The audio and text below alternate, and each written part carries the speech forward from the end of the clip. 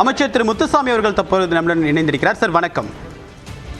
ஈரோடு வெற்றிக்கான காரணம் அப்படின்னு எதை சொல்றீங்க? இது எதிர்பார்த்த வெற்றியா இல்ல எதிர்பார்த்ததை விட மிகப்பெரிய அளவிற்கு கிடைத்திருக்க வெற்றியா பாக்குறீங்களா?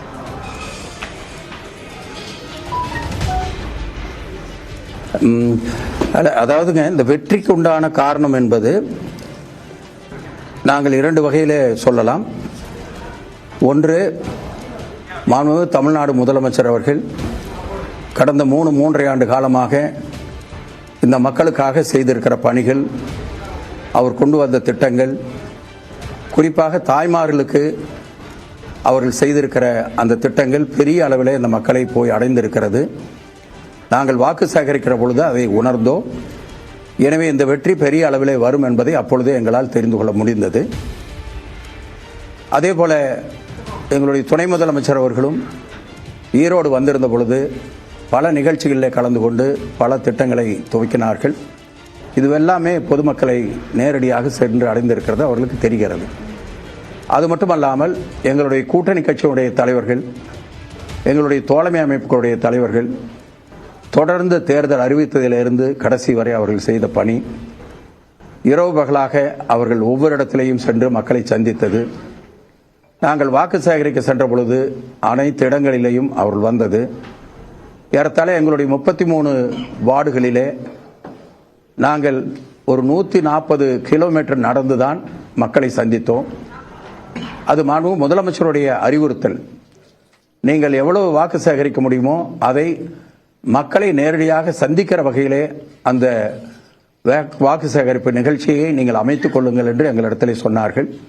அதற்கு என்ன காரணம் என்று சொன்னால், அந்த மக்களிடத்தில் வாக்கு கேட்க வேண்டும் என்பது மட்டும் நோக்கம் அல்ல, அவர்களுக்கு என்ன பிரச்சனைகள் இருக்கிறது அதையெல்லாம் தேர்தல் முடிந்தவுடனேயே தீர்ப்பதற்கான நடவடிக்கை எடுக்க வேண்டும், அதை தெரிந்து கொள்ள வேண்டும் என்பதற்காகத்தான் அவர்களை நேரடியாக அவர்கள் பேசுகிற வகையிலே நாங்கள் அவர்களை அணுகிறோம் என்பதை இந்த நேரத்தில் நான் தெரிவித்துக் கொள்கிறேன்.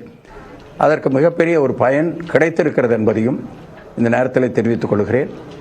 இந்த நேரத்தை நான் பயன்படுத்தி எங்களுக்கு வாக்களித்த அத்தனை வாக்காளர் பெருமக்களுக்கும் எங்களுடைய மனமார்ந்த நன்றியை நாங்கள் தெரிவித்துக் கொள்கிறோம்.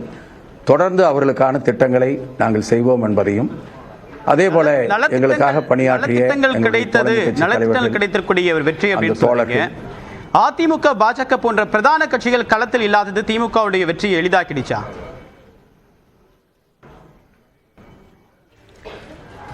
அதாவது அவர்கள் களத்தில் இல்லை என்பதை என்னால் ஏற்றுக்கொள்ள முடியாது.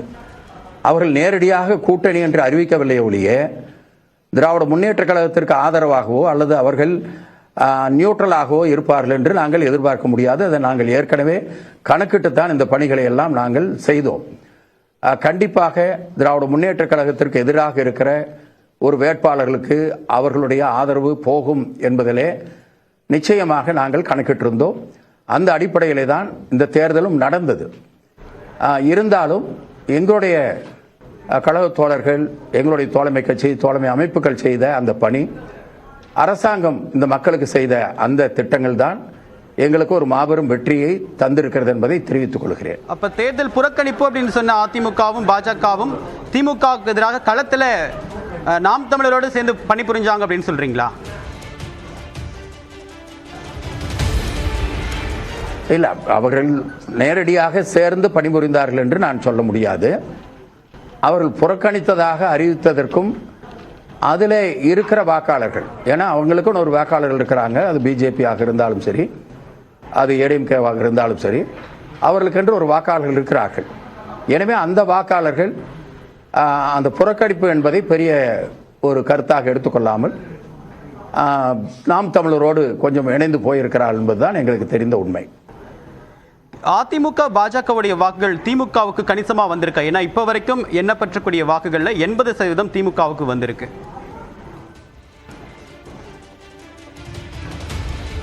இல்லை, அவர்களுடைய வாக்கு வந்திருக்கும் என்று எப்படி சொல்ல முடியும்? அவர்கள் எங்களோடு கூட்டணியிலே எப்பொழுதும் இல்லை, எதிர்காலத்திலேயும் அதற்கான ஒரு சூழ்நிலை இருக்காது. ஏடிஎம்கேவை பொறுத்தவரை எப்பொழுதும் எதிர்முதலுமாக இருக்கிற கட்சிகள். ஆனால் ஒரு நியாயமான அணுகுமுறையைத்தான் மாண்புமிகு தமிழ்நாடு முதலமைச்சர் அவர்கள் செய்கிறார்கள். எதிர்க்கட்சியாக இருந்தாலும் மிக நியாயத்தோடு தான் அவர் அணுக வேண்டும் என்று எங்களிடத்தில் எல்லாம் சொல்லி இருக்கிறார்கள். எனவே எப்படி இருந்தாலும் கூட அவர்கள் அவர்களை சார்ந்த வாக்குகள் உதயசூரியனுக்கு போட்டிருப்பார்கள் என்பதில் நிச்சயமாக யாரும் அதை சொல்ல முடியாது. ஏன்னா அந்த வகையில் இல்லை. பொதுவான வாக்காளர்கள் எங்களுக்கு வாக்களித்தான் இந்த வெற்றியை நாங்கள் பெற்றிருக்கிறோம். மேற்கு மாவட்டங்களை பொறுத்த வரைக்கும் அதிமுகவுடைய கோட்டை அப்படின்றத கடந்த 2021 சட்டமன்ற தேர்தலுக்கு பிறகு வந்த தேர்தல் தொடர்ச்சியாக போய்த்திருக்கு. இப்போ சட்டமன்ற தேர்தல் 2026க்கு முன்பு வந்திருக்கக்கூடிய இடைத்தேர்தல் அப்படின்றது மீண்டும் ஒரு திமுகவிற்கு வெற்றியை தேடி தந்திருக்கு. ஸோ மேற்கு மாவட்டம் முழுவதுமாக திமுக கோட்டைக்கு திமுக கைக்கு வந்துடுச்சு. 2026லேயும் இந்த வெற்றி உறுதியாகும் சொல்ல முடியுமா உங்களால்?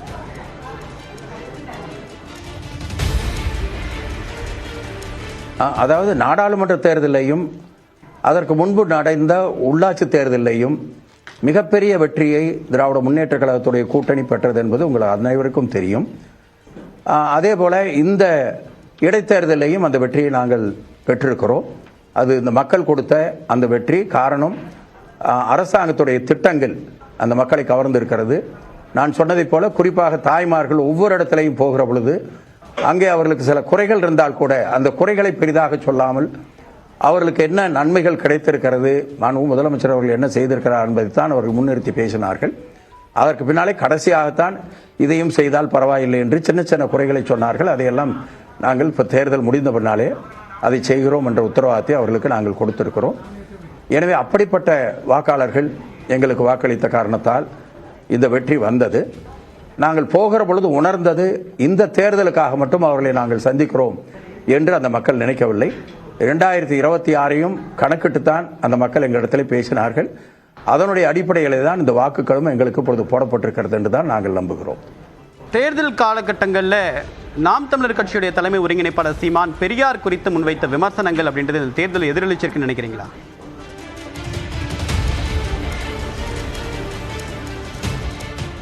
இல்லை, பெரியாரை பற்றி அவர்கள் அப்படி பேசியிருக்க கூடாது என்பது எல்லோருடைய கருத்து.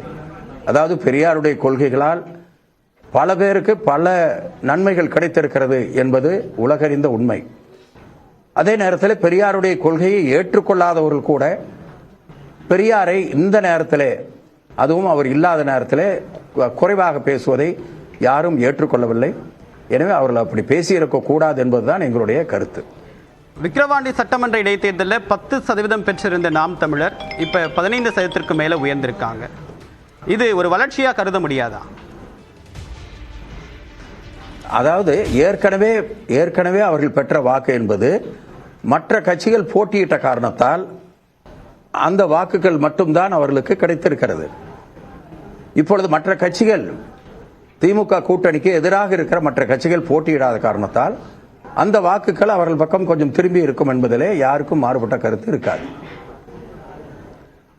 அதிமுக இந்த தேர்தல் புறக்கணிப்பு அப்படின்ற ஒரு முடிவு வியூகத்தின் அடிப்படையில் எடுக்கப்பட்டதா சொல்றாங்க. களத்தில் நீங்கள் தேர்தல் பணியாற்றிருக்கீங்க, அந்த தொகுதியுடைய தேர்தல் பொறுப்பாளராக தொடர்ந்து பணியாற்றிருக்கீங்க. அது எப்படி எதிரொலிக்குது? அதிமுக தன்னுடைய ஸ்பேஸை விட்டு தராங்களா?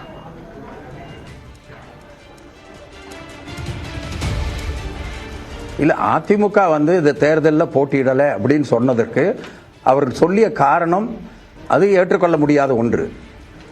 இப்பொழுது கூட இந்த தேர்தலில் எங்களுடைய கூட்டணியை சார்ந்த உள்ளூரில் இருக்கிற தலைவர்கள் தான் அத்தனை பேரும் வந்திருந்தார்கள். வெளியூரில் இருந்து பெரிய அளவில் யாரும் வரவில்லை. இன்னும் நாங்கள் பொதுக்கூட்டம், ஒரு மைக் வச்சு பிரச்சாரம் பண்ணுறது, அப்படிப்பட்ட நடவடிக்கைகளை கூட எடுக்கவில்லை. நாங்கள் ஒவ்வொரு வாக்காளரையும் வீடு வீடாக சென்று அவர்களை சந்தித்துத்தான் நாங்கள் வாக்குகளை பெற்றிருக்கிறோம். எனவே இந்த தேர்தலை தவறாக நாங்கள் செய்கிறோம், வேறு மாதிரியாக அணுகுகிறார்கள் என்பதெல்லாம் உண்மையான செய்தி அல்ல. நாங்கள் வாக்காளர்களை சந்தித்து என்ன நாங்கள் செய்திருக்கிறோம், வேறு என்ன குறை இருக்கிறது, அதை எப்படி நாம் நிவர்த்தி செய்வது, இதைத்தான் மக்களோடு நாங்கள் விவாதித்து வந்திருக்கிறோம். எனவே அந்த வகையில் பார்க்கிற பொழுது மற்றவர்கள் இதை புறக்கணிப்பதற்காக சொன்ன கருத்துக்கள் ஏற்றுக்கொள்ள முடியாத ஒன்று. இறுதி கேள்வி இது. புறக்கணிப்பதற்காக சொன்ன கருத்துக்கள் ஏற்றுக்கொள்ள முடியாதது அப்படின்னா அவங்க உண்மையாகவே என்ன காரணத்திற்காக இந்த இடைத்தேர்தலை புறக்கணிச்சாங்க? அது நீங்கள் அவர்களிடத்திலே கேட்கணும். என்ன காரணத்துக்காக புறக்கணித்தீர்கள் என்று அவர்களிடத்தில் கேட்டால்தான் சரியாக இருக்கும். எங்களை பொறுத்தவரையில் அவர்கள் புறக்கணித்திருக்க கூடாது என்பதுதான் எங்களுடைய கருத்தாக நாங்கள் சொல்ல விரும்புகிறோம். ஈரோடு கிழக்கு தொகுதி இடைத்தேர்தலுடைய வெற்றி முகட்டில் இருக்கக்கூடிய இந்த சூழ்நிலையில் இது தொடர்பான ஆழமான பார்வை எங்களோட பயந்துக்கிட்டீங்க. உங்களுடைய கருத்துக்களுக்கு மிக்க நன்றி திரு முத்துசாமி.